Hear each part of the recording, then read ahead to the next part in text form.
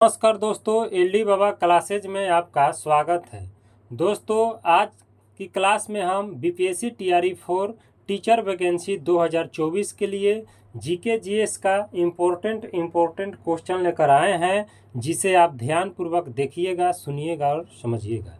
नमस्कार दोस्तों, एलडी बाबा क्लासेज में आपका स्वागत है। दोस्तों, आज की क्लास में हम बीपीएससी टीआरई 4 टीचर वैकेंसी 2024 के लिए जीके जीएस का इम्पोर्टेंट क्वेश्चन लेकर आए हैं, जिसे आप ध्यानपूर्वक देखिएगा, सुनिएगा और समझिएगा। तो क्वेश्चन हम शुरू करते हैं कि डेसिबल इकाई का प्रयोग होता है। तो डेसिबल इकाई का प्रयोग जो होता है वो ध्वनि के तीव्रता मापने के लिए किया जाता है। अगला प्रश्न है कि एम्पियर क्या नापने की इकाई है। तो एम्पियर जो है वो विद्युत धारा मापने की इकाई है। अगला प्रश्न है कि यंग प्रत्यास्थता गुणांक का एसआई मात्रक है, क्या है। तो न्यूटन मीटर स्क्वायर है। क्या है? न्यूटन मीटर स्क्वायर है। अगला प्रश्न है कि मात्रकों की अंतर्राष्ट्रीय पद्धति कब लागू की गई। तो मात्रकों की अंतर्राष्ट्रीय पद्धति जो है वो 1971 ईस्वी में लागू की गई। अगला प्रश्न है कि खाद्य ऊर्जा को हम किस इकाई में माप सकते हैं। तो खाद्य ऊर्जा को हम कैलोरी इकाई में माप सकते हैं। अगला प्रश्न है कि विद्युत मात्रा की इकाई क्या है। तो विद्युत मात्रा की जो इकाई है एम्पियर है। अगला प्रश्न है कि एसआई मात्रक में लेंस की शक्ति की इकाई क्या है। तो एसआई मात्रक में लेंस की शक्ति की जो इकाई है वो डायोप्टर है। क्या है? डायोप्टर है। अगला प्रश्न है कि एसआई पद्धति में लेंस की शक्ति की इकाई क्या है। तो डायोप्टर है। प्रश्न है कि कैंडेला मात्रक है किसका। तो कैंडेला मात्रक है ज्योति तीव्रता का। किसका है? ज्योति तीव्रता का है। अगला प्रश्न है कि जूल इकाई है। तो जूल इकाई है ऊर्जा का। जूल इकाई है ऊर्जा का। अगला प्रश्न है कि ल्यूमेन किसका मात्रक है। तो ल्यूमेन जो है वो ज्योति फ्लक्स का मात्रक है। ज्योति फ्लक्स का मात्रक है। अगला प्रश्न है कि क्यूरी किसकी इकाई का नाम है। तो क्यूरी जो है रेडियोधर्मिता का इकाई है। अगला प्रश्न है कि दाब का मात्रक क्या है। तो दाब का मात्रक है पास्कल। दाब का मात्रक क्या है? पास्कल है। अगला प्रश्न है कि कार्य का मात्रक क्या है। तो कार्य का मात्रक जूल है। अगला प्रश्न है कि प्रकाश वर्ष का इकाई है। तो प्रकाश वर्ष का इकाई है वो क्या है? दूरी है। अगला प्रश्न है कि जड़त्व का माप क्या है। तो जड़त्व का माप जो है वो द्रव्यमान है। क्या है? द्रव्यमान है। अगला प्रश्न है कि एंगस्ट्रॉम क्या मापता है। तो तरंगदैर्घ्य मापता है। क्या मापता है? तरंगदैर्घ्य मापता है। अगला प्रश्न है कि किसने न्यूटन से पूर्व ही बता दिया था कि सभी वस्तुएं पृथ्वी की ओर गुरुत्वाकर्षित होती है। तो ब्रह्मगुप्त ने। किसने? ब्रह्मगुप्त ने। अगला प्रश्न है कि यदि एक पेंडुलम से दोलन करने वाली घड़ी को पृथ्वी से चंद्रमा पर ले जाए तो घड़ी होगी क्या होगी। तो घड़ी सुस्त होगी। क्या होगी? सुस्त होगी। अगला प्रश्न है कि प्रकाश वोल्टीय सेल के प्रयोग से कौन ऊर्जा का रूपांतरण करने से किसका उत्पादन होता है। प्रकाश वोल्टीय सेल के प्रयोग से और ऊर्जा का रूपांतरण करने से किसका उत्पादन होता है। तो प्रकाशीय ऊर्जा का। अगला प्रश्न है कि जब हम रबड़ के गद्दे वाली सीट पर बैठते हैं या गद्दे पर लेटते हैं तो उसका आकार परिवर्तित हो जाता है। ऐसा पदार्थ में पाया जाता है क्योंकि स्थिति ऊर्जा के कारण। अगला प्रश्न है कि उत्प्लावकता से संबंधित वैज्ञानिक है। क्या है? आर्किमिडीज। उत्प्लावकता से संबंधित वैज्ञानिक का नाम है आर्किमिडीज। अगला प्रश्न है कि द्रव से आंशिक या पूर्णतः डूबे हुए किसी ठोस द्वारा प्राप्त उछाल की मात्रा निर्भर करती है किस पर। तो ठोस द्वारा हटाए गए द्रव की मात्रा पर। अगला प्रश्न है कि जल पृष्ठ पर लोहे के टुकड़े के न तैरने का कारण क्या है? क्योंकि लोहे द्वारा विस्थापित बल का भार लोहे के भार से कम होता है। अगला प्रश्न है कि वेग संवेग और कोणीय वेग कैसी राशि है? तो सदिश राशि है। अगला प्रश्न है कि ऊर्जा क्या है? तो ऊर्जा एक अदिश राशि है। अगला प्रश्न है कि बल गुणनफल है, तो बल गुणनफल है किसका? द्रव्यमान और त्वरण का। अगला प्रश्न है कि जब कोई व्यक्ति चंद्रमा पर उतरता है तो उसके शरीर में उपस्थिति भार घट जाता है तथा मात्रा अपवर्तित रहती है। प्रश्न है कि गांधी जी 29 अगस्त 1931 को किस जहाज पर बैठकर द्वितीय गोलमेज सम्मेलन में हिस्सा लेने ब्रिटेन गए थे? तो SS राजपूताना। किससे? SS राजपूताना। अगला प्रश्न है कि गांधी जी का दांडी मार्च किस आंदोलन का हिस्सा था? तो गांधी जी का दांडी मार्च का जो हिस्सा था वो सविनय अवज्ञा आंदोलन का था। किसका था? सविनय अवज्ञा आंदोलन का था। अगला प्रश्न है कि आधुनिक समय में सर्वोदय की अवधारणा के संस्थापक कौन थे? तो महात्मा गांधी जॉन स्किन की पुस्तक ऑन टू दिस लास्ट से लिया। अगला प्रश्न है भारतीय राज्य व्यवस्था एवं संविधान से कि भारत में उपनिवेशी शासन के संदर्भ में 1883 में अल्बर्ट बिल का क्या उद्देश्य था? तो इसका उद्देश्य था कि जहां तक अदालतों की डांडिक अधिकारिता का संबंध था, भारतीय तथा यूरोपीय लोगों को बराबरी पर रोकना। अगला प्रश्न है कि भारत को एक संविधान देने का प्रस्ताव संविधान सभा द्वारा कब पारित किया गया? तो 22 जनवरी 1947 को। अगला प्रश्न है कि भारत के संविधान के उद्देश्यों में से एक के रूप में आर्थिक न्याय का उपबंध किसमें किया गया है? तो उद्देशिका और राज्य के नीति के निर्देशक तत्व को। उद्देशिका और राज्य के नीति निर्देशक तत्व को। अगला प्रश्न है कि कौन सा अनुच्छेद व्यक्ति के विदेश यात्रा के अधिकार को संरक्षण प्रदान करता है? तो अनुच्छेद 21। अगला प्रश्न है कि भारतीय संविधान के भाग IVA मूल कर्तव्य में क्या वर्णित है? तो राष्ट्रीय ध्वज का आदर करना, भारत के सभी लोगों के मध्य भाईचारों का भाव विकसित करना, हमारी समग्र संस्कृति की मूल्यवान धरोहर की रक्षा करना। अगला प्रश्न है कि भारत के मुख्य न्यायाधीशों में से एक ने राष्ट्रपति के रूप में कार्य किया था, वह कौन थे? तो जस्टिस M हिदायतुल्ला। अगला प्रश्न है कि संविधान संशोधन में से एक कौन बताता है कि मंत्रिमंडल के सभा के सदस्यों की कुल संख्या के 15% से अधिक नहीं होगी? तो 91वां संशोधन। अगला प्रश्न है कि लोकसभा का सर्वाधिक बड़ा क्षेत्रफल के अनुसार निर्वाचन क्षेत्र कहाँ है? तो लद्दाख में। कहाँ है? लद्दाख में है।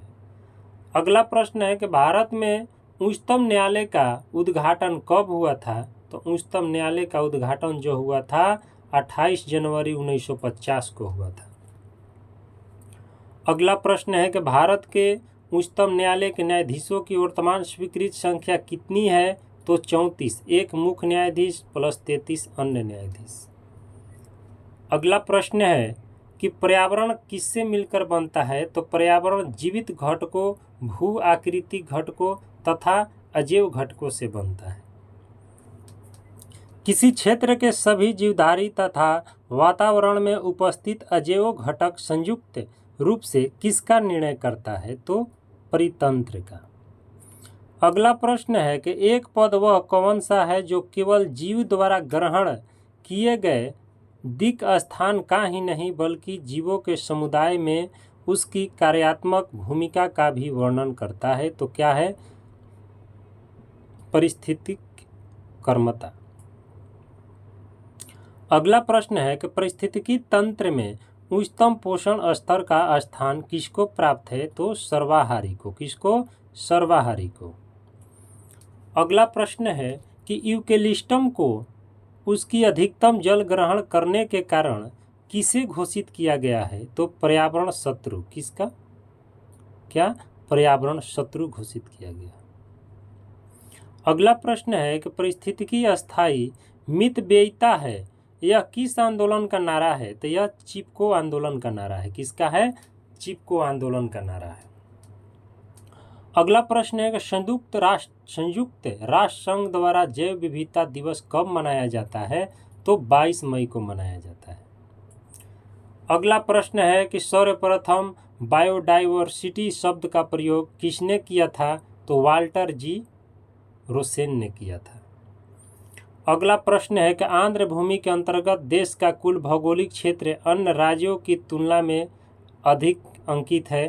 तो गुजरात में। अगला प्रश्न है जलवायु परिवर्तन एवं आपदा से कि किस उत्तरी अफ्रीका देश 10 सितंबर 2023 में विनाशकारी तूफान डेनियल आया? तो लीबिया में। कहाँ आया? लीबिया में आया। अगला प्रश्न है कि ग्लोबल क्लाइमेट रिजिलियंस फंड के तहत सेवा सेल्फ एप्लाइड वीमेंस एसोसिएशन के साथ मिलकर जलवायु परिवर्तन से लड़ने वाली महिलाओं के लिए $50 मिलियन की घोषणा किसने की? तो पूर्व अमेरिकी विदेशी मंत्री हिलेरी क्लिंटन ने। अगला प्रश्न है कि जैव विविधता प्रबंधन समिति ने सिक्योर हिमालय परियोजना के साथ मिलकर जैव विविधता अधिनियम के तहत लद्दाख का पहला जैव विविधता विरासत स्थल किसे घोषित किया गया? तो याया तयोज हिल को। अगला प्रश्न है कि राष्ट्रीय बाघ संरक्षण प्राधिकरण के लिए वन्यजीव अभयारण्य को टाइगर रिजर्व का दर्जा प्रदान किया गया? तो देवरीगढ़ जन वन्यजीव अभयारण्य। अगला प्रश्न है कि ओजोन परत के क्षरण के लिए जिम्मेदार है। कौन है जिम्मेदार? तो क्लोरोफ्लोरोकार्बन है। अगला प्रश्न है कि भूमंडलीय उष्णता के परिणाम स्वरूप है। तो हिम नदी द्रवीभूत होने लगी, समय से पूर्व आम में बौर आने लगा तथा स्वास्थ्य पर कुप्रभाव पड़ा। स्वास्थ्य पर कुप्रभाव पड़ा। अगला प्रश्न है कि मानो कि यह कौन सी क्रिया है जो जलवायु से सर्वाधिक प्रभावित होती है? तो है कृषि। अगला प्रश्न है कि क्योटो प्रोटोकॉल के तहत पर्यावरण में कार्बन उत्सर्जनों को कम करने के लिए क्या लागू की गई थी? तो कार्बन क्रेडिट प्रणाली। अगला प्रश्न है कि भारत की जलवायु परिवर्तन पर प्रथम राष्ट्रीय क्रिया योजना कब प्रकाशित हुई? तो वर्ष 2008 ईस्वी में। अगला प्रश्न है कि वह कौन सा महाद्वीप है जिसमें उष्णकटिबंधीय पर्णपाती वनों का विस्तार अधिक है? तो वह है एशिया। कि भारतीय उपमहाद्वीप मूलतः एक विशाल भूखंड का भाग था जिसे क्या कहते हैं? तो गोंडवाना लैंड कहते हैं। क्या कहते हैं? गोंडवाना लैंड। अगला प्रश्न है कि ब्यास नदी के पोंग बांध के जल का कौन उपयोग करती है? तो इंदिरा गांधी नहर परियोजना। अगला प्रश्न है कि फ्रांस तथा स्पेन के बीच सीमा बनाने वाला कौन सा पर्वत है? तो पेरिनीज पर्वत है। अगला प्रश्न है कि वह कौन सा महाद्वीप है जिसमें कोई स्थलरुद्ध देश नहीं है? तो उत्तर अमेरिका। अगला प्रश्न है कि सौरमंडल का मंदतम गति वाला कौन सा ग्रह है? तो वरुण है। कौन सा ग्रह है? वरुण है। अगला प्रश्न है कि संसार का सबसे बड़ा द्वीप कौन सा है? तो ग्रीनलैंड। कौन सा है? ग्रीनलैंड है। अगला प्रश्न है कि स्वेज नहर के दोनों सिरों पर कौन सा स्थित पतन युग्म है? तो पोर्टल सईद तथा स्वेज। अगला प्रश्न है कि अफ्रीका की मूलभूत जनजाति पिग्मी कहाँ पाई जाती है? तो कांगो घाटी में। कहाँ पाई जाती है? कांगो घाटी में पाई जाती है। अगला प्रश्न है कि जुलू जनजाति का निवास स्थान कहाँ है? तो जुलू जनजाति का निवास स्थान है दक्षिण अफ्रीका। अब भारतीय अर्थव्यवस्था से कुछ प्रश्न लेते हैं। वे वस्तुएं जो या तो उपयोग अथवा निवेश के लिए निर्धारित है क्या कहलाती है? तो क्या कहलाती है? अंतः वस्तुएं कहलाती है। अगला प्रश्न है कि किसी निश्चित समयावधि में किसी देश में उत्पादित वस्तुओं और सेवाओं के कुल मूल्य को क्या कहते हैं? तो राष्ट्रीय आय कहते हैं। क्या कहते हैं? राष्ट्रीय आय कहते हैं। अगला प्रश्न है कि भारत में राष्ट्रीय आय के प्राक्कलन तैयार किए जाते हैं किससे? तो केंद्रीय सांख्यिकी संगठन CSO द्वारा। अगला प्रश्न है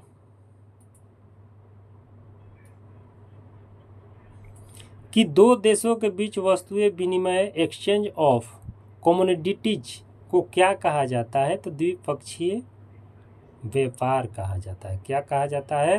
तो द्विपक्षीय व्यापार कहा जाता है। अगला प्रश्न है कि भारतीय औद्योगिक विकास बैंक की स्थापना कब की गई थी? तो जुलाई 1964 में की गई थी।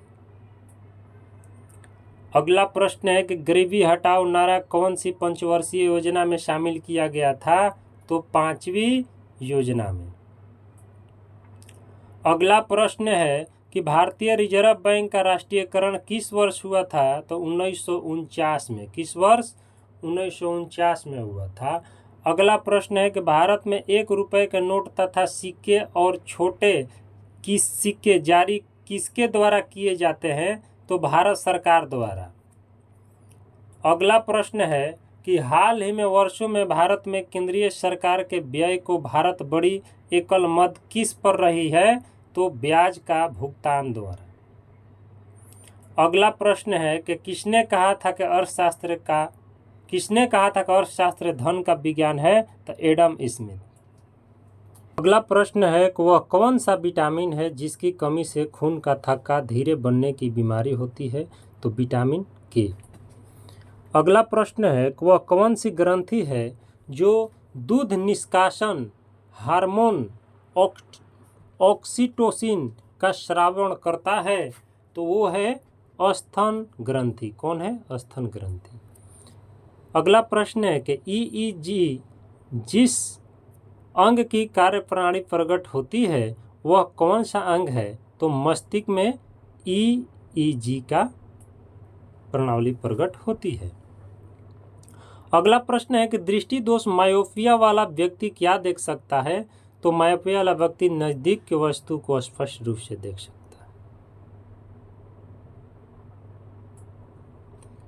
अगला प्रश्न है कि एक दंत चिकित्सक द्वारा रोगी के दांतों की जांच के लिए कौन सा दर्पण उपयोग होता है? तो दर्पण अवतल उपयोग होता है। अगला प्रश्न है कि जेम्स एवं थाइन के अनुसार शिक्षण क्या है? तो इनके अनुसार समस्त शिक्षण का अर्थ सीखने में वृद्धि करना। अगला प्रश्न है कि शिक्षण का सबसे उत्तम तरीका क्या है? तो शिक्षण का सबसे उत्तम तरीका है शिक्षण द्वारा अपनाए गए जिस तरीके से छात्र की अच्छी तरह सीख जाए। अगला प्रश्न है कि प्रश्नोत्तर प्रविधि का जन्मदाता किसे कहा जाता है? तो सुकरात को। किसे कहा जाता है? सुकरात को कहा जाता है। अगला प्रश्न है कि राष्ट्रीय बाल श्रम नीति कब घोषित की गई? तो वर्ष 1987 में घोषित की गई। अगला प्रश्न है कि बाल श्रम का मूल कारण क्या है? तो माता पिता की निर्धनता। अगला प्रश्न है कि प्राचीन काल में शिक्षा किस माहौल में होती थी? तो प्रकृति के स्वाभाविक वातावरण में और खुले माहौल में।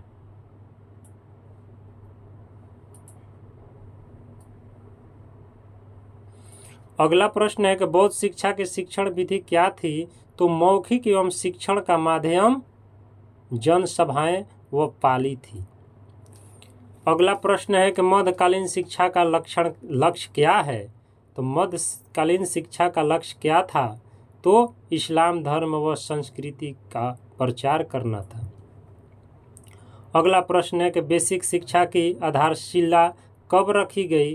तो 22 अक्टूबर 1937 को वार्धा शिक्षा सम्मेलन में। अगला प्रश्न है कि ब्रिटिश कालीन उच्च शिक्षा से संबंधित प्रमुख आयोगों के नाम बताएं। तो ब्रिटिश कालीन उच्च शिक्षा से संबंधित प्रमुख आयोगों का नाम जो है वो है ब्रिटिश कालीन सैडलर कमिश्नर, सार्जेंट योजना तथा 1902 का विश्वविद्यालय आयोग का संबंध उच्च शिक्षा से था।